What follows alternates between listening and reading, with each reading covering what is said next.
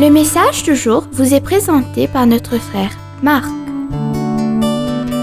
Salut, chers bien-aimés de notre Père Céleste. Nous comblons toujours le fossé entre les générations et essayons de comprendre pourquoi la jeune génération dans l'Église ne peut pas s'entendre avec les anciens au niveau de l'Église. Nous sommes toujours dans 2 Rois, chapitre 2, versets 1 à 14. Hier, nous avons décrit les caractéristiques de cette génération.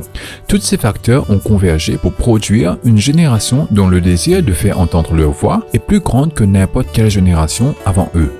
Plusieurs facteurs contribuent à leurs besoins que les autres doivent entendre leur voix.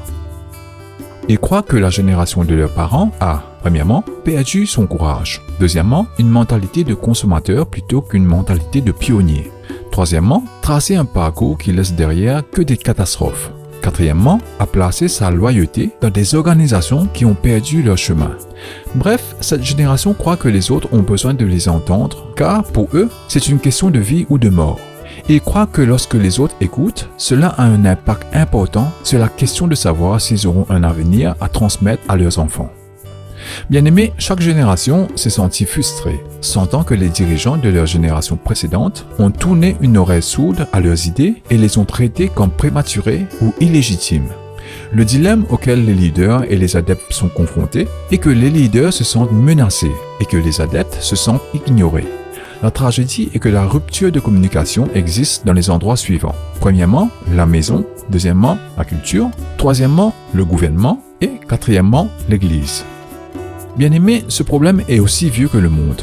Mais il semble être une question extrêmement sensible dans cette culture en raison des défis uniques auxquels la génération actuelle est confrontée. La parole de Dieu a une réponse pour chaque question et défi auxquels nous sommes confrontés. Les leaders ont la responsabilité d'écouter les personnes qui les suivent et d'anticiper les changements dans la culture afin que leur leadership continue d'être pertinent. Les adeptes se rebellent contre l'autorité qui semble avoir perdu le contact avec la réalité. Il ne devrait pas y avoir d'écart de communication entre les générations. Chaque génération doit travailler avec l'autre en gardant à l'esprit que le leadership n'est pas un sprint. C'est une course de relais. Chaque leader a une connexion éternelle avec son prédécesseur et successeur. Un leader doit construire sur les épaules de son prédécesseur et transmettre ses réalisations avec grâce à son successeur. Le leadership qui opère autrement est erroné et égoïste. David a reçu une nation déchirée par la guerre, a régné 40 ans et a remis à son fils Salomon une nation pacifique prête à construire le bâtiment le plus important du pays, le temple. Ce genre de leadership désintéressé est agréable à Dieu.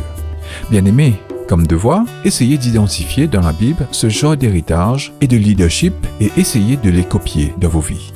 Nous continuerons demain. Que Dieu vous bénisse tous. Profitez de votre journée en lui. Au revoir.